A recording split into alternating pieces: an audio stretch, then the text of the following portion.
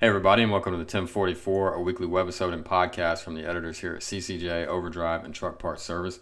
I'm James Gillette, and my co-host on the other side is Jason Cannon. This week on the 1044, what can Brown do for you?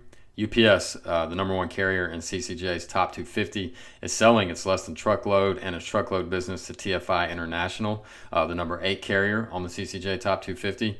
What does it all mean? We'll break it down shortly.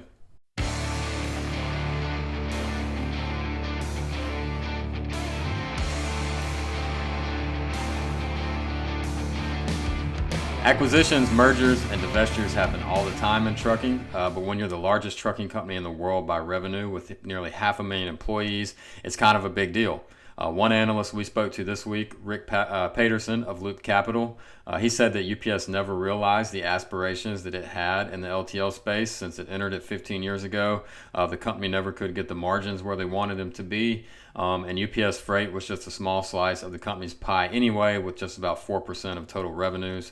So not meeting those expectations, and with a change in leadership last June with new CEO Carol Tomé, Paterson said the company was simply looking to make a change. UPS jumped into this space in 2005 with the acquisition of overnight transportation from Union Pacific, and they paid about $1.25 billion for it. At that point, the Big Brown was sort of chasing FedEx, who had bought American Freight Waves and Viking Freight a few years earlier, and that gave rise to FedEx Freight. Now, 15 years later, UPS is getting only about $800 million to get out of those segments. That's quite the exit strategy. And then there's the consideration that UPS Freight has 5,400 tractors devoted to LTL, 935 truckload tractors, and a whopping 21,800 LTL trailers, and then another 1,660 truckload trailers. I guess either those will go along with the deal, or the company will have a lot of spare equipment sitting around somewhere, Jason. Yeah, plot twist. In 2017, UPS placed an order for 125 Tesla semis, which at the time was the largest single order on the books for a truck that still doesn't exist, well, commercially, of course. You think those orders are in jeopardy? Yeah, obviously UPS is still going to need Class 8 trucks to varying degrees, and they're all in on green energy, so probably not. I just wanted to remind everybody how overdue this truck is. But it's supposed to enter production by the end of the year, and this felt like a good opportunity to needle Elon Musk just a little bit. And I can drive that truck when you're ready, Elon. Shoot me an email, give me a call. You know, Jason, sometimes we do have a cluster of page views from the Fremont, California area, so I'm thinking that might be Mr. Musk himself. All right, steering back on the topic here at hand, UPS taking $400 million less than it paid for its UPS Freight business 15 years after it purchased it. Matt Cole, CCJ's news editor, has spent some time over the past week doing some research and some background on this deal. Matt, tell us some of the highlights that you found in your reporting. Hey James and Jason, thanks for having me on today. As you guys have mentioned, the majority of UPS Freight is LTL. It makes up about 80% of the company, with a small percentage of the fleet being devoted to truckload. The LTL division will be merged with TFI's own LTL segment to operate independently as T-Force Freight, while the smaller truckload segment will be absorbed into TFI's truckload group. As part of the deal, T-Force Freight will take on UPS Freight's customer base, and UPS will provide freight volumes for 5 years after the deal closes. UPS will also provide IT and back office support for 3 years to help smooth the integration into TFI's network. According to TFI, UPS Freight's network has more than 26,500 1- and 2-day lanes between metropolitan areas, along with cross-continent 4-day service. And in addition to all the equipment James mentioned earlier that's part of the deal, TFI is also going to take over UPS Freight's 197 terminals in the U.S. The LTL space is pretty competitive, especially so considering UPS's position in the market. The principal competitor, FedEx, is the number 2 carrier on our top 250 list.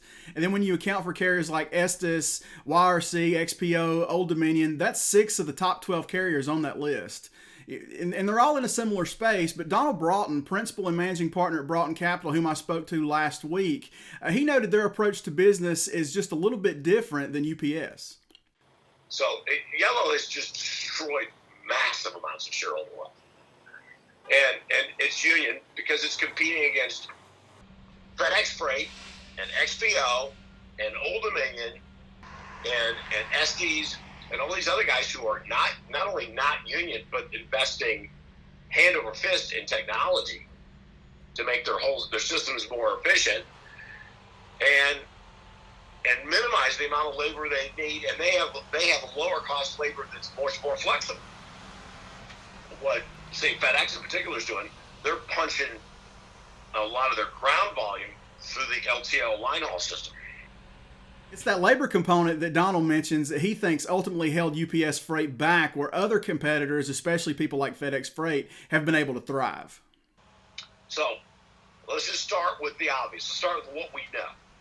The most expensive thing for any and all transportation companies is labor.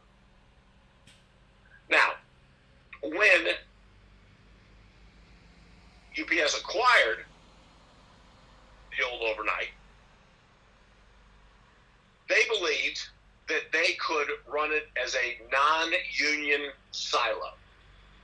What? I mean, I could hear the conversation. Now, no, you guys trust us to move the packages, but you don't trust us to move the freight. Oh, I don't know. I don't think you guys trust us. Where's the love? I mean,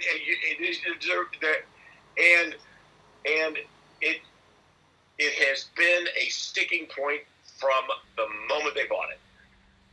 Well, the only unionized LTL out there is Yellow, and Yellow can't make money. And the only thing Yellow's done with money is destroy millions and millions and billions of dollars worth of shareholder wealth. Well, we'll keep digging around on this issue and hopefully be back with more analysis in the coming weeks on what the deal means on the buyer side of the deal for Canadian conglomerate TFI, who's been on something of a buying spree the last few years. But before we go, Jason, I think you've got a fun one queued up for next week, maybe a few new trucks to talk about.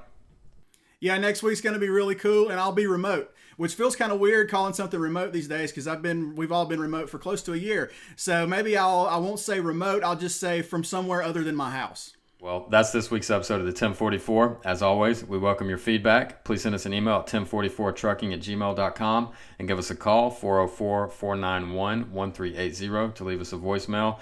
We want to hear your feedback. Until next week, everybody stay safe.